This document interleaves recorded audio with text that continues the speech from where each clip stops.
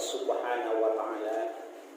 Pada Jumat yang sangat mulia ini, Khatib hendak menyampaikan firman Allah dalam surat As-Saff ayat 2 dan ayat 3. Firman Allah ini sudah tak asing lagi dalam kehidupan kita. Selalu ada dalam kehidupan kita sehari-hari.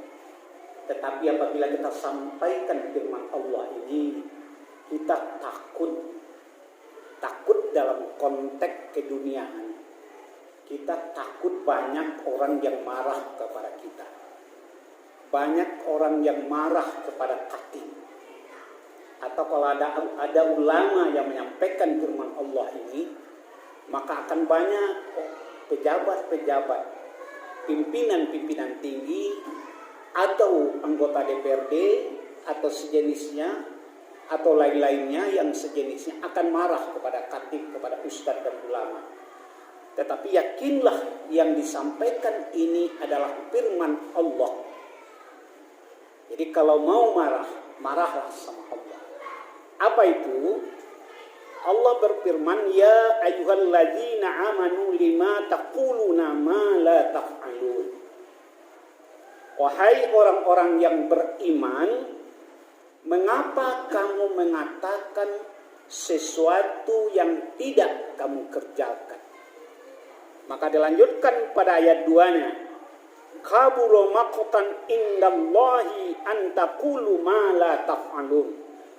Amat besar kebencian Allah, amat besar kebencian di sisi Allah apabila kamu mengatakan apa-apa yang tidak kamu kerjakan.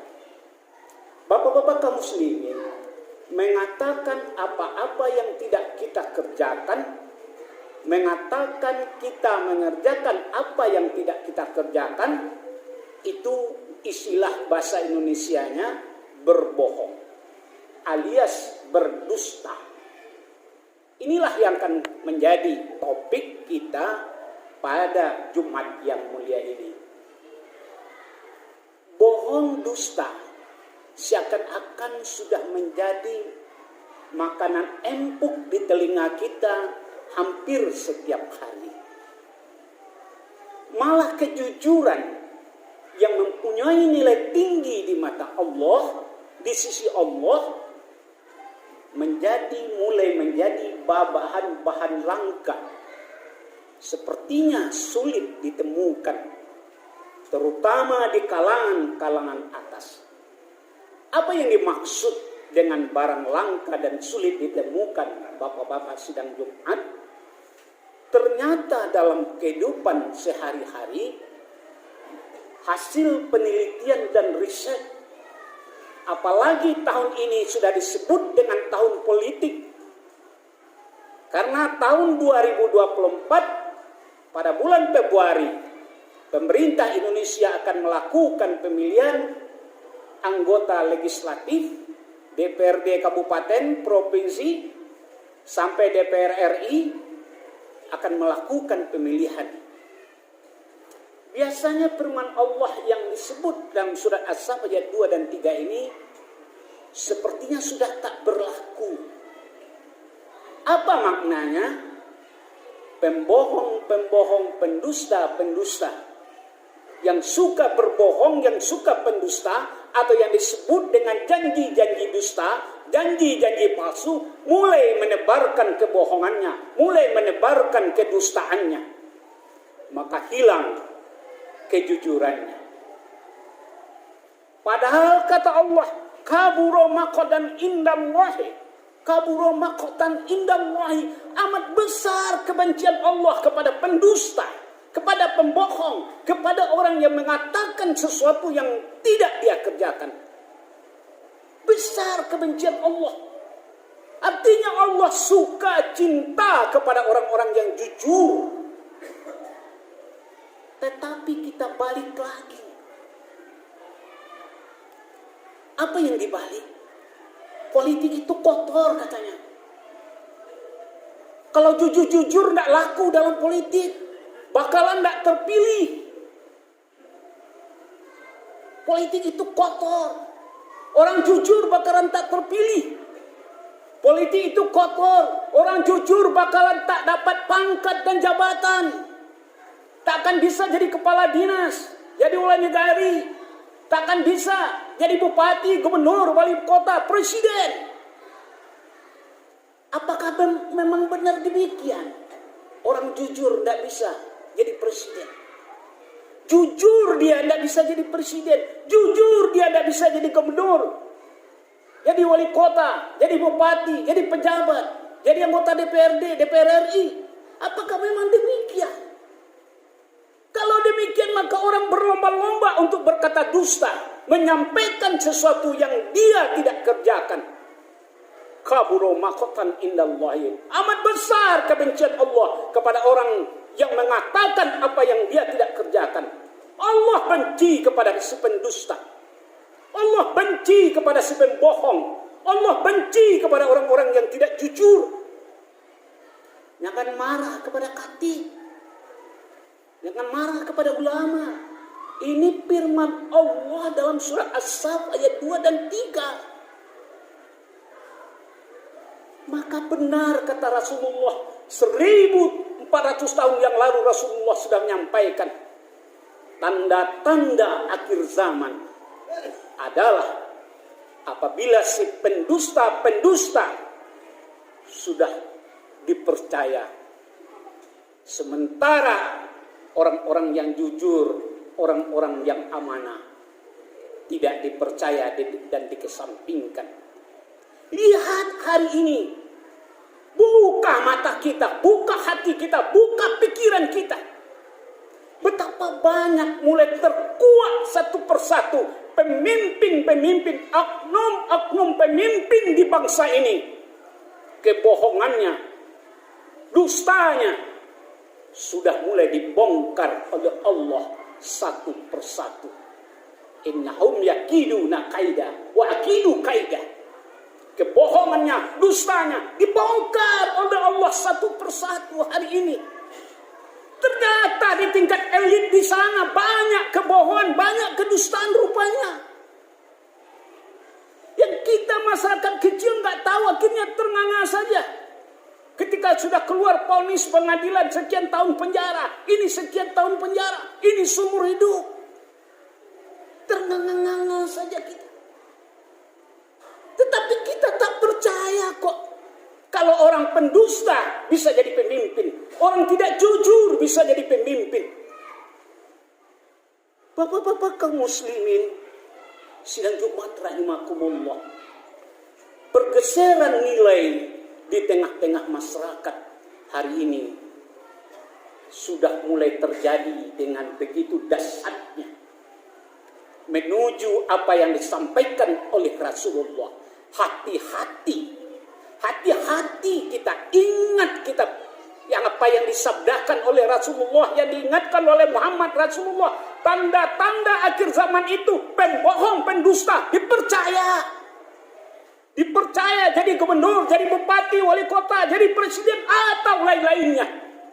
Tapi orang-orang jujur mulai disingkirkan. Hati-hati kita. Maka pertanyaan kita, kalau besok-besok terpilih pemimpin-pemimpin yang suka membohongi rakyat, mendustai rakyat, siapa yang salah? 80% penduduk Indonesia ini adalah Muslim. We are all 80% Muslim, Islam. 80% kita Islam. Kenapa kita tidak memilih pemimpin yang amanah? Kenapa kita tidak memilih pemimpin yang jujur, yang sidik? Seperti Nabi Muhammad, seperti yang telah dicontohkan oleh Rasulullah. Al-Amin, sidik, jujur, amanah, dipercaya. Kenapa tidak itu yang menjadi acuan kita? Why? Kenapa yang menjadi acuan kita cuan? Bahasa sekarangnya cuan, bahasa lainnya money. Who have given some money? Siapa yang bisa memberikan banyak uang, dialah yang terpilih. Kalau begitu, kita mengkhianati rakyat kita mengkhianati diri kita. Yang selanjutnya Allah bilang, mengapa kamu melakukan sesuatu yang dibenci oleh Allah? melakukan sesuatu yang tidak disukai oleh Allah. Apa itu? Kedustaan, kebohongan. Hati kamu tidak suka memilih dia, tapi karena dia ngasih duit, kamu pilih juga. Dosanya ada sama kita. Jangan salahkan mereka. Bila terpilih pemimpin-pemimpin, oknum-oknum pemimpin hari ini yang banyak tidak cinta kepada Islam, yang katanya agama Islam tapi memprovokasi Islam, jangan salahkan. Yang salah kita juga. Karena pemilih terbesar di bangsa ini 80% adalah penduduknya Islam. Bapak-bapak kaum muslimin sidang Jumat rahimakumullah. Kenapa takut jujur? Oh, kalau jujur-jujur zaman ini bakalan nggak terpilih. Bukankah jujur itu suatu kemuliaan? Nabi Muhammad mulia sepanjang sejarah, tak ada tandingannya sampai sekarang. Karena jujur. Kenapa takut jujur? Bukankah jujur itu adalah suara hati nurani? Kenapa takut jujur? Bukankah orang jujur orang yang mempunyai harga diri, martabat diri? Orang yang mulia di tengah-tengah masyarakat. Kenapa takut jujur? Bukankah orang jujur orang yang dicintai oleh Allah? Orang yang dimuliai oleh Allah. Jujur menuju jalan surga. Orang yang jujur kata Rasulullah tempatnya di surga. Kenapa takut jujur? Bukankah panutan-panutan yang kita temui di tengah-tengah masyarakat hari ini? Siapapun orangnya, orang kaya, orang miskin, berpangkat, tidak berpangkat, yang kita temui hari ini di tengah-tengah masyarakat, satu kriterianya, ternyata dia jujur. Orang pembohong, orang pendusta bakalan tidak jadi panutan. Orang suka berdusta, orang suka jadi bohong, sehebat apapun hartanya, sebanyak apapun pangkatnya, sekuat apapun power yang dia miliki, dia tidak akan menjadi panutan di tengah umat. Tetap yang menjadi panutan itu adalah orang jujur. Kenapa mau berdusta? Sementara dusta itu the friend of the Satan. Dusta itu teman setan. Kenapa takut? Dengan jujur. Jujur itu mulia di mata Allah. Kenapa mau berdusta? Dusta dibenci oleh Allah. Kok masih berdusta? Kok merebut jabatan dengan dusta? Merebut kedudukan dengan dusta? Jadi A, jadi B dengan dusta. Orang dusta. Si pendusta, bapak-bapak sidang Jumat, adalah si penyiksa. Si pendusta adalah si penyiksa. Siapa yang disiksa oleh si pendusta? Yang pertama, dia menyiksa hati nuraninya. Selama dia berdusta, selama itu pula lah hati nuraninya disiksanya, batinnya disiksanya. Dan kemudian dia menyiksa rakyat. Kalau dia jadi gubernur, maka 5 juta penduduk yang ada di wilayahnya itu disiksa karena kedustaannya. Kalau dia jadi presiden ternyata dia pendusta, pembohong misalnya, sekian puluh juta rakyat menjadi tersiksa karena dusta dan kebohongannya. Hati-hati. Be aware, be careful. Jangan ceroboh dalam memilih pemimpin. Kapan lagi kita bangsa Indonesia ini mendapat pemimpin yang jujur, pemimpin yang amanah seperti yang disampaikan oleh Allah, yang disampaikan oleh Rasulullah. Bapak-bapak sidang Jumat, jangan marah pada khatib. Kalau khatib bilang begitu, ini firman Allah, bukan karang-karangan, bukan menuduh seseorang. Oh, khatib sampaikan ini menuduh seseorang, menghalangi seseorang supaya jangan dipilih. Tidak. Ini ajaran agama kita. Tuntutan agama kita supaya kita berlaku jujur. Semakin tinggi tingkat keimanan seseorang, yakinlah dia kejujurannya semakin tinggi. Tak bisa diterbantahkan bapak-bapak sidang Jumat. Saya ulangi, semakin tinggi keimanan seseorang, maka tingkat kejujurannya semakin tinggi. Semakin rendah tingkat keimanannya, semakin jauh dia dari Allah, maka tingkat kedustaannya semakin tinggi. Karena dia tidak takut akan kebencian Allah. Orang pendusta tidak takut dengan kebencian Allah. Seperti yang telah disampaikan tadi. Difirmankan oleh Allah tadi. Amat besar kebencian Allah kepada si pendusta. Dia nggak takut. Bapak-bapak sidang Jumat rahimakumullah. Demikian saja. Semoga dapat kita ambil iktibar dan manfaatnya. Fakta biru ya ulil albab.